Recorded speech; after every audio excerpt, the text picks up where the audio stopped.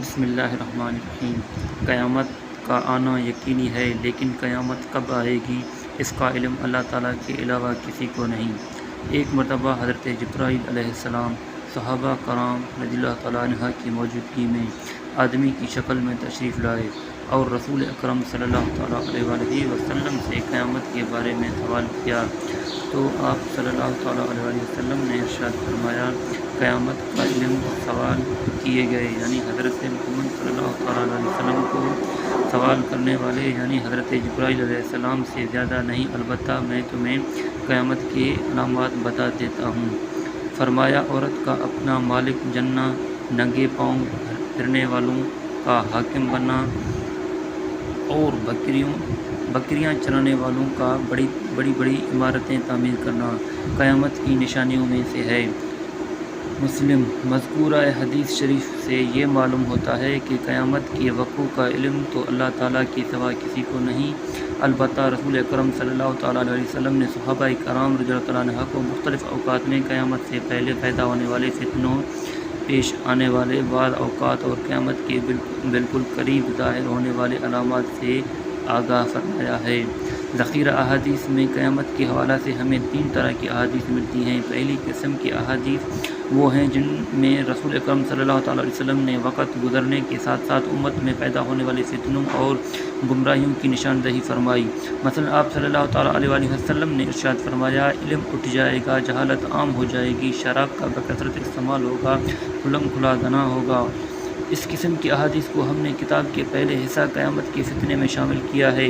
دوسری قسم ان احادیث کی ہے جن میں آپ صلی اللہ تعالیٰ علیہ وسلم نے وقت گزرنے کے ساتھ ساتھ بعض تبدیلیوں کا ذکر فرمایا ہے، مثلا سرزمین عرب میں چراگاہوں کا بننا اور نہروں کا جاری ہونا، دولت کی فراوانی ہونا، دریائے فرات سے سونے کا پہاڑ ظاہر ہونا وغیرہ۔ اس قسم کی احادیث کو ہم نے کتاب کے دوسرے حصہ قیامت کی چھوٹی علامات صغرا میں شامل کیا ہے۔ تیسری قسم ان احادیث کی ہے جن میں قیامت کے بالکل قریب ظاہر ہونے والے واقعات بیان کیے گئے ہیں، مثلا امام مہدی کی آمد، دجال کا ظہور، حضرت عیسیٰ علیہ السلام کا نزول، یاجوج ماجوج کا خروج وغیرہ۔ ان احادیث کو ہم نے کتاب کے تیسرے حصہ قیامت کی بڑی علامات کبریٰ میں شامل کیا ہے۔ اس طرح کتاب ھذا درجہ ذیل 3 حصوں پر مشتمل ہے: نمبر 1 قیامت کے فتنے، نمبر 2 علامات صغرا، نمبر 3 علامات کبریٰ۔ ہم ان تینوں موضوعات پر آئندہ صفحات میں الگ الگ اپنی گزارشات پیش کریں گے۔ رسول اکرم صلی اللہ تعالیٰ علیہ وسلم کا ارشاد مبارک ہے کہ قیامت سے پہلے مختلف فتنے ظاہر ہوں گے۔ آپ صلی اللہ علیہ وسلم نے امت کو نہ صرف ان فتنوں سے آگاہ فرمایا بلکہ ان فتنوں کی شدت کے بارے میں بڑی وضاحت سے امت کو خبردار کیا ہے۔ آپ صلی اللہ تعالیٰ علیہ وسلم کے چند احادیث مبارکہ ملاحظہ ہوں۔ نمبر 1، میں آنے والے فتنوں کو تمہارے گھروں میں بارش کے قطروں کی طرح گرتا دیکھ رہا ہوں، بخاری۔ بعض فتنے گرمیوں کے آندھی کی طرح تند و تیز ہوں گے جو دین و ایمان نام کی کوئی چیز نہیں چھوڑیں گے، مسلم شریف۔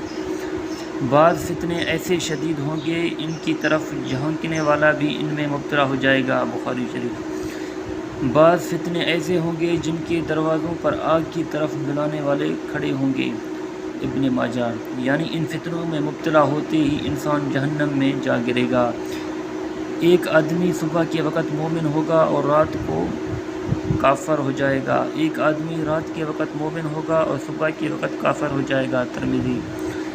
لوگ دولت کے بدلے اپنا دین و ایمان بیچ ڈالیں گے، ترمذی۔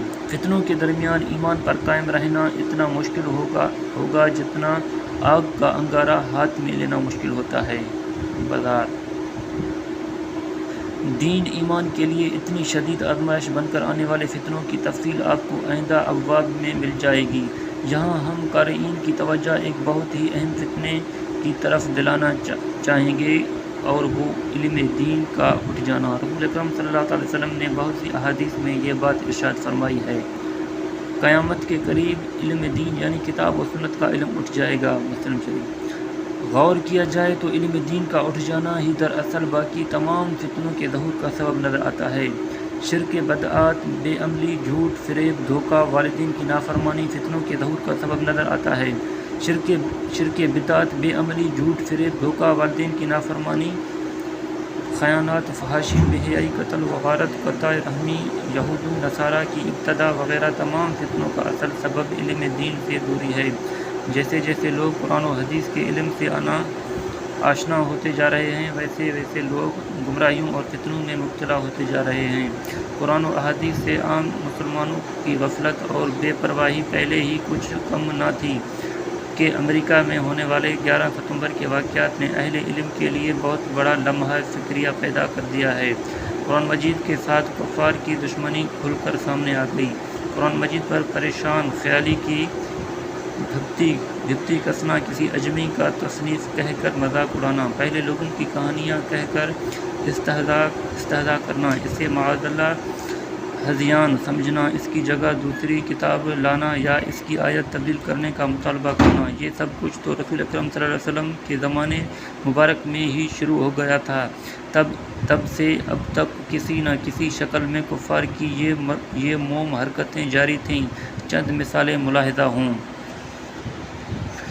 1908 میں برطانیہ کے وزیر نوآبادیات کا ایک بیان ملاحظہ ہو: جب تک مسلمان کے پاس قرآن مجید موجود ہے وہ ہمارے راستے میں مزاحم رہیں گے، ہمیں قرآن کو ان کی زندگی سے خارج کر دینا چاہیے۔ تقسیم ہند سے پہلے یو پی کے گورنر ولیم میور نے سیرت نبی صلی اللہ علیہ وسلم پر ایک کتاب لکھی جس میں اس نے رسول اکرم صلی اللہ علیہ وسلم کے بارے میں اپنے خبث باطن کا اظہار ان الفاظ میں کیا: دو چیزیں انسانیت کی سب سے بڑی دشمن ہیں، محمد صلی اللہ علیہ وآلہ وسلم کا قرآن اور محمد صلی اللہ علیہ وسلم کی تلوار۔